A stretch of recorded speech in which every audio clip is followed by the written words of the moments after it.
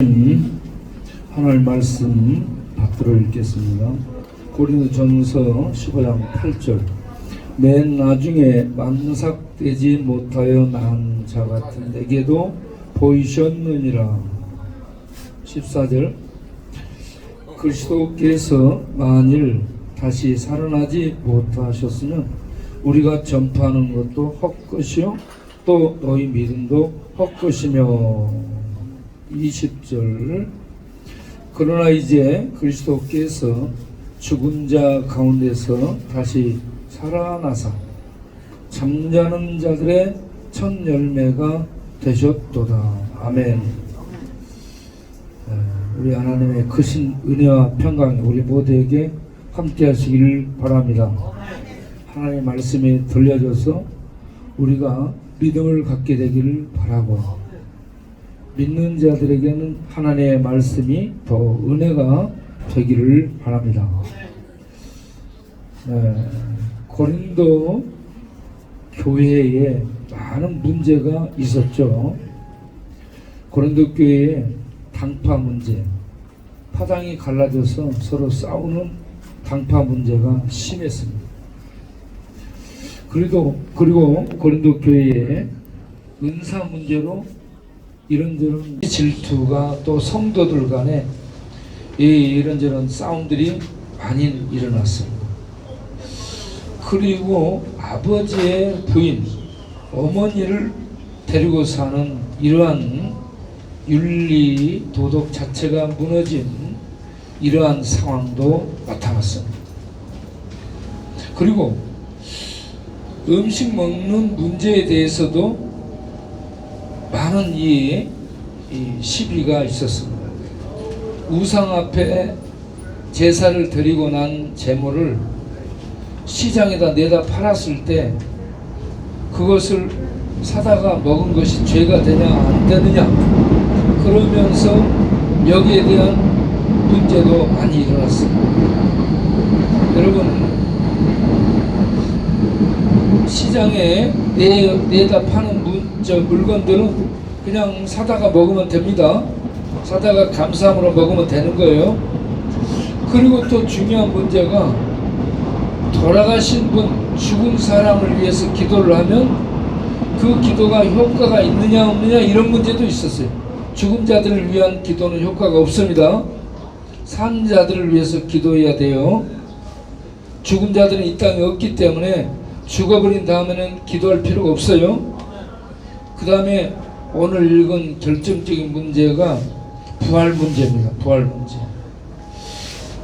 고린도 도시는 이 항구에 있기 때문에 상업과 무역이 활발하게 이루어지므로 그곳에 돈이 많았어요.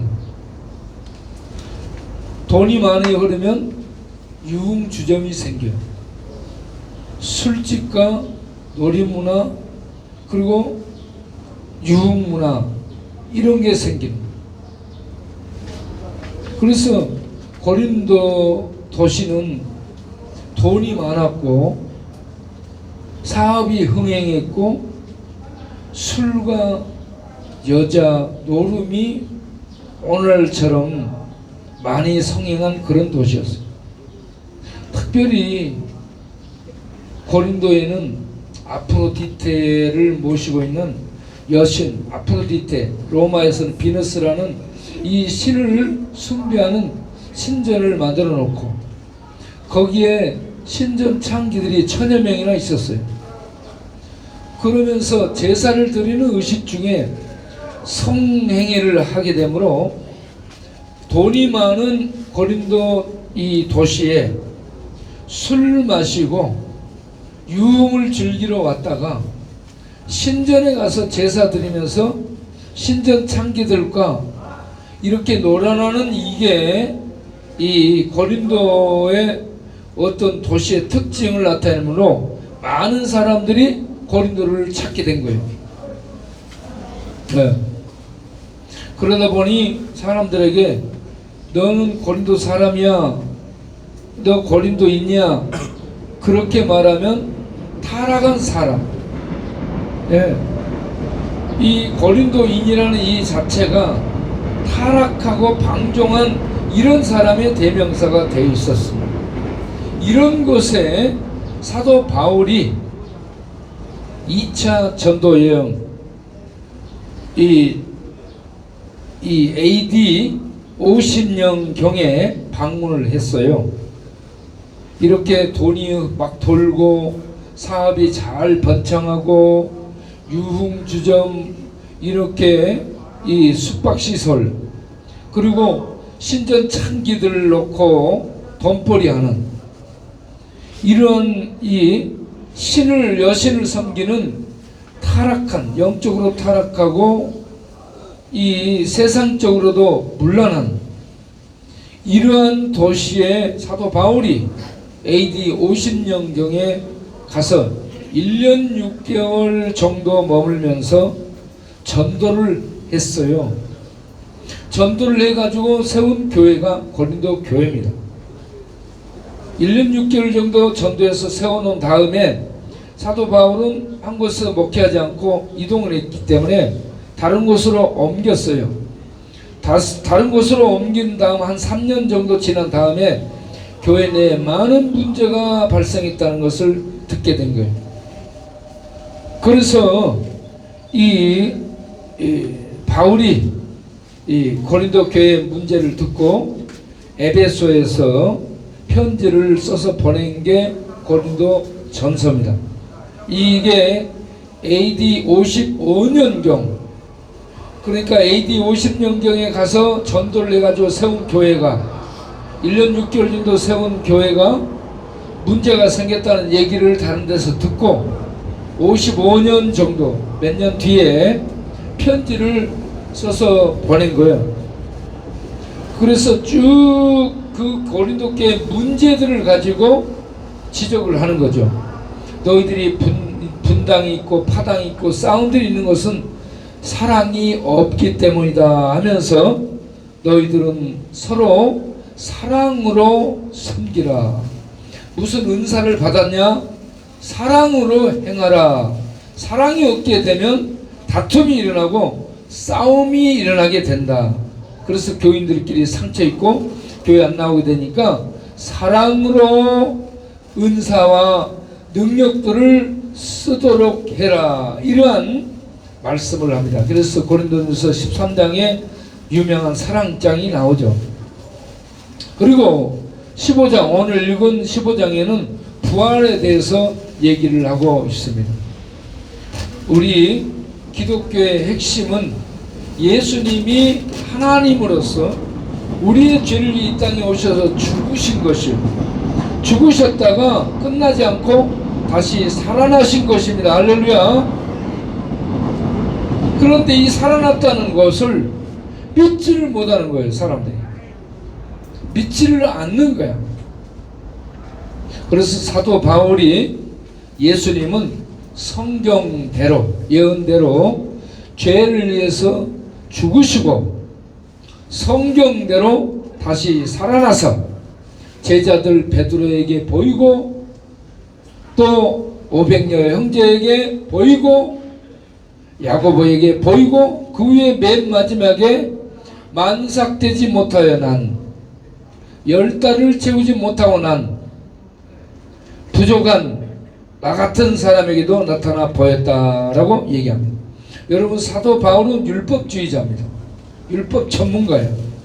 그래서 모든 걸 율법으로 판단하고 성경을 율법으로 해석하는 율법주의자였는데 그렇기 때문에 예수 믿는 자들을 잡아서 죽이고 또 잡아서 가두고 잡아서 패는 일에 앞장섰던 사람이기 때문에 예수를 직접 목격하지 아니한 그런 사람이라면 절대 신학체계가 부활로 바꿔질 수 없는 사람이에요. 그런데 다메섹 도상에 예수 믿는 사람들을 잡아 가두기 위해서 가는 도중에 길에서 대낮에 해보다 더 밝은 빛으로 나타나신 부활하신 주님을 만났습니다. 할렐루야. 직접 만났어요. 죽어버리고 끝난 줄로 알았는데 이 제자들이 부활했다는 말이 유언비어고 제자들이 꾸며낸 말인 줄 알았는데 부활하신 주님이 대낮에 해를 봐도 눈이 머는데 해보다 더 밝은 빛으로 바울에게 나타났어요. 그래서 눈이 캄캄해져가지고 거꾸러지게 됩니다. 거꾸러져가지고 누구십니까? 라고 바울이 물으니까 나는 네가 핍박하고 있는 예수다 라고 얘기를 합니다. 예수 믿는 사람을 핍박하고 교회를 핍박하고 잡아서 때리고 가두고 죽이고 했는데 예수를 핍박했대요. 여러분, 예수 믿는 사람 핍박하면 하나님인 예수를 핍박하는 것이 돼요. 교회를 핍박하는 것은 하나님의 몸을 핍박하는 거예요. 하나님을 때리는 거예요.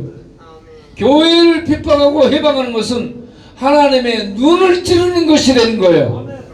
그래서 하나님이 가만두지 않는데 그렇게 하나님을 대적하고 핍박한 바울에게 예수님이 부활하셔서 나타나셨다라는 말씀. 네. 여러분, 사람들이 잘 안 바꿔줘요. 그렇죠? 예수를 믿으라 해도 안 믿어. 내 눈에 보여주면 믿겠다라고 얘기합니다.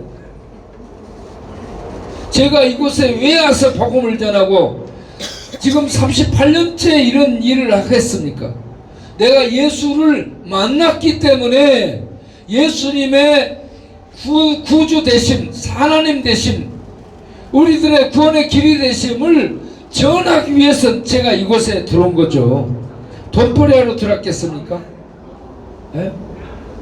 그래서 저는 기회만 있으면 이 복음을 전해서 여러분들이 듣는 자들이 예수 믿고 구원받게 하시고 구원받게 해드리고 그리고 믿음으로 살아가면서 하나님의 축복을 누릴 수 있도록 하기 위해 이곳에서 복음을 전하고 또 매일 식사를 나누고 있고 우리처럼 매일 이 건물에서 예배 식사를 나누고 낮에 여기서 나누고 건물에서 나누고 저녁에 또 여기서 나누고 이렇게 하루에 3끼 식사를 주고 있는 데가 어디 있습니까?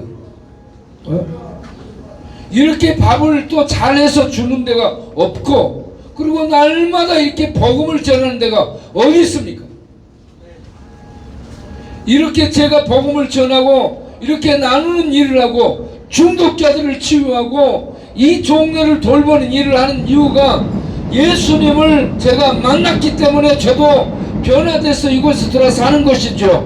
예수님을 안 만났으면 제가 이곳에 들어와서 이런 복음을 전하고 있겠습니까? 안 하죠. 예.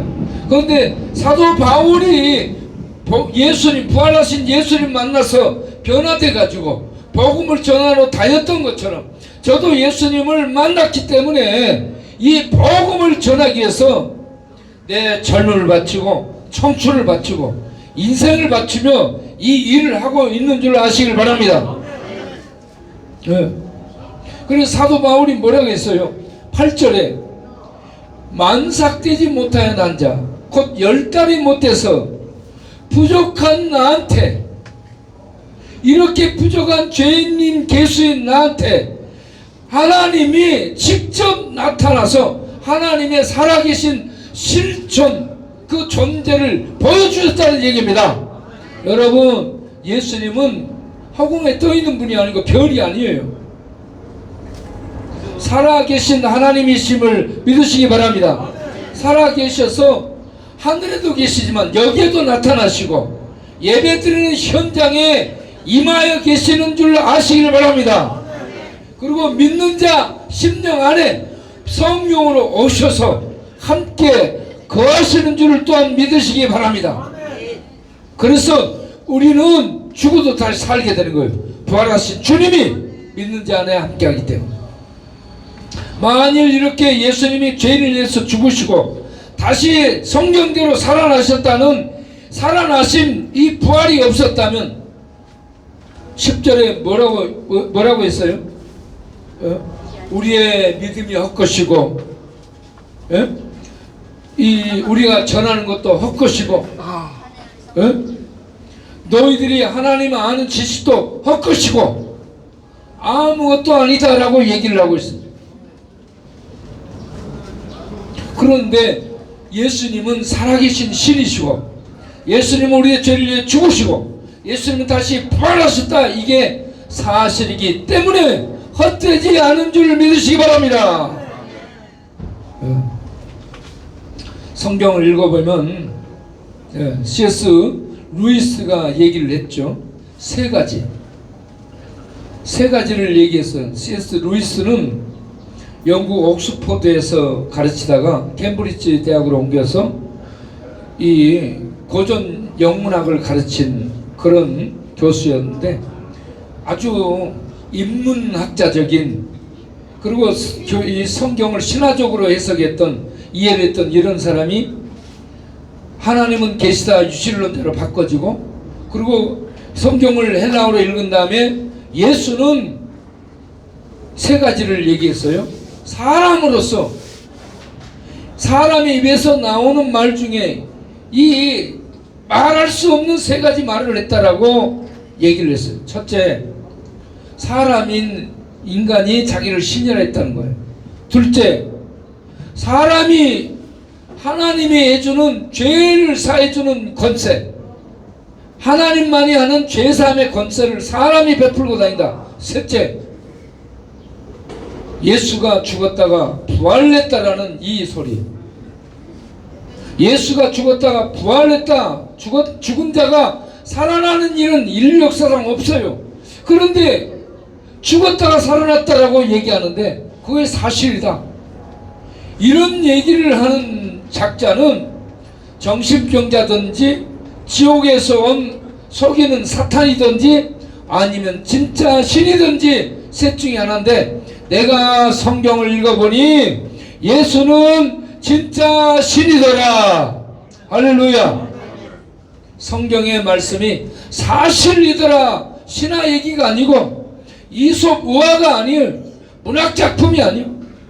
하나님의 실제 역사고 하나님이 직접 하신 말씀이더라. 여러분, 성경은 실제임을 믿으시기 바랍니다.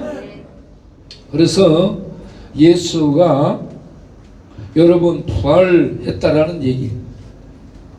사도 바울, 예수를 직접 목격했던, 부활을 목격했던 사도들이 전해주는 이 말씀을 믿고 여러분 예수 부활을 받아들이기 바랍니다. 그리고 20절에 뭐라고 했냐? 예수는 죽은 자들 가운데서 살아나서 잠자는 자들의 첫 열매가 되었도다 라고 말씀. 잠자는 자들, 곧 죽은 자들을 의미합니다.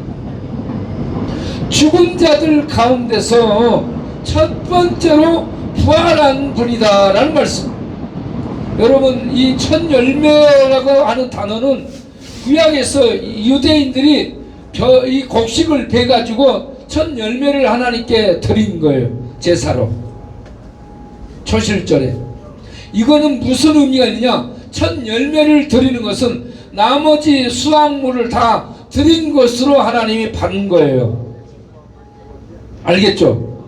11조를 드린다 그러면 나머지를 다 드린 것으로 하나님이 쳐주신 거예요. 그럼 뭔 말이야? 예수님이 첫 열매로 부활했다 그러면 그 예수님께 속한 다른 자들이 예수님 부활한 것처럼 다 그렇게 부활하게 된다라는 것을 말씀하는 겁니다. 오늘 여러분 예수를 그리스도로 믿죠? 여러분 예수님의 죽으심과 부활을 믿습니까? 그렇다면 여러분 예수님이 죽었다가 부활하셔 첫 열매가 되셨는데 우리 예수 믿는 자들도 다 같이 예수님의 부활에 연합해서 나중 열매로 부활하게 될 것을 믿으시기 바랍니다. 저는 이걸 믿습니다. 그래서 요한복음 11장 25절 26절에 무슨 말씀 있어요?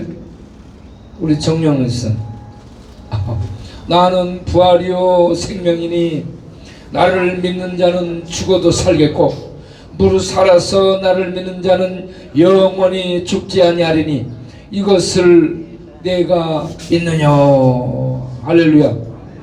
다 같이 합시다. 나는 부활이요 생명이니 나를 믿는 자는 죽어도 살겠고. 아멘. 죽어도 산다는 얘기입니다. 죽지만 그 안에 부활 생명이 죽지 않아요. 죽음이 부활 생명을 죽일 수 없습니다. 그렇기 때문에 우리 육신은 죽어도 우리 믿는 자 안에 역사하는 부활 생명을 죽음의 세력이 죽일 수 없기 때문에 예수 믿는 자들은 모두 생명 속에 살아있는 부활 속에 있음을 믿으시기 바랍니다. 죽음이 부활을 죽일 수 없어요. 믿으시기 바랍니다. 우리는 죽는데 안 죽는 거예요. 죽음이 부활 생명의 세력을 죽일 수 있는 권세가 없습니다. 오히려 부활 생명의 세력이 죽음의 세력을 죽이는 겁니다. 그래서 우리는 죽음이 어떻게 해할 수 없는 부활 생명의 영토, 부활 생명의 영역, 곧 천국이에요. 그 천국 안에 예수 믿는 자들은 이미 들어가 있는 줄을 믿으시기 바랍니다. 그리고 그 생명을, 부활 생명의 삶을 이 땅에서 사는 것이 성도들의 신앙 생활이에요. 일반 사람들은 종교 생활하는데, 종교는 자기가 필요할 때 신을 찾아가서 복 달라고 액대우고 그러고 돌아오는 것이 일반 사람들의 종교고, 우리 예수 믿는 자들의 신앙은 하나님의 참 생명을 갖고 그 생명 안에 들어가고 그 생명을 살다가 그 생명의 나라에 들어가는 거예요. 그렇기 때문에 우리는 죽을지라도 죽지 않는 생명을 가지고 잠자는 것처럼 있다가 다시 깨어나는 것이 부활입니다. 그래서 오늘 읽은 고린도전서 15장 20절에 예수께서 죽은 자들 가운데서 살아나사, 이걸 다시 표현하면 예수께서 잠자는 자들 가운데서 다시 깨어나사, 이런 얘기입니다. 다시 깨어나사 첫 열매, 부활의 첫 열매가 되셨도다. 우리들도 그 연이은 부활 생명에 참여하는 자들이 되었다는 것을 말씀하고 있습니다. 여러분, 이와 같이 우리들의 믿음이 헛되지 않은 줄을 믿으시기 바랍니다. 저도 그걸 믿습니다. 그래서 나는 부활이요 생명이니, 이 말씀을 여러분 믿고 애우고 확신하고 살다가 여러분 죽음이 찾아오고 죽음 속에 혼자 들어가게 될 때 이 말씀을 아무도 가까이 해줄 수 없어요. 부인도 자녀들도 친구 형제들도 아무도 올 수 없는 죽음의 직면에서 나 혼자 죽음 속에 들어갈 때 이 말씀 외우고 들어가기 바랍니다. 나는 부활이요 생명이니 나를 믿는 자는 죽어도 살겠고 살아서 나를 믿는 자는 영원히 죽지 아니하리니, 이 말씀을 믿습니다. 이 말씀을 믿고 들어가는 거예요. 알겠습니까? 그렇기 때문에 지금 죽어도 우리는 부활 속에 들어가 있기 때문에 이김 속에 있는 복된 사람들이 된 줄로 믿습니다. 이런 은혜 속에 힘든 세상을 믿음으로 살아가는 우리 모두 되시기 바랍니다. 할렐루야. 기도하겠습니다. 하나님 아버지, 세상 사람들은 하나님이 어디 있느냐라고 얘기하고, 부활이 있다, 부활 누가 부활했냐고 내 앞에 대령이 보라고 얘기하고, 그런데 성경을 보면 하나님은 분명히 계시고 그 하나님이 우리를 위해서 신이 인간을 위해 죽었다는 얘기, 그건 사랑 때문에 죽었다는 얘기입니다. 그리고 사흘 만에 죽음의 세력을 격파하고 살아나셨다는 겁니다. 부활하셨습니다. 그리고 믿는 자들이 죄를 사함받고 부활에 참여하게 하셨습니다. 우리가 그 진리를 믿는 자들이 된 줄로 믿습니다. 믿고 확신 속에 거하게 하여 주옵소서. 우리는 언제 죽을지 모릅니다. 길 가다 죽을지도 모르고, 자다가 기둥이 집이 무너져 죽을지도 모르고, 비행기 타고 내리다가 비행기 불나서 죽을지도 모르는데, 언제든지 죽음이 오더라도 부활 생명의 실체성 속에서 나는 부활 생명 안에 있어, 부활 생명 속에 나는 살고 있어, 나는 부활 생명 속에 있다가 잠시 잠자지만 다시 부활 생명으로 깨어나 영원한 생명의 나라 천국에 살 거야. 이런 확신 속에 살면서 모든 고난과 역경을 이기고 살다가 주님이 우리를 부르는 죽음의 때에 부활 생명 속에 들어가는 우리 모두 되게 하여 주옵소서. 천국 실제의 생명 속에 만지며 호흡하며 기뻐하며 그 생명 속에 뛰어들어가는 우리 모두 되게 하여 주옵소서. 예수님의 이름으로 기도하옵나이다. 아멘.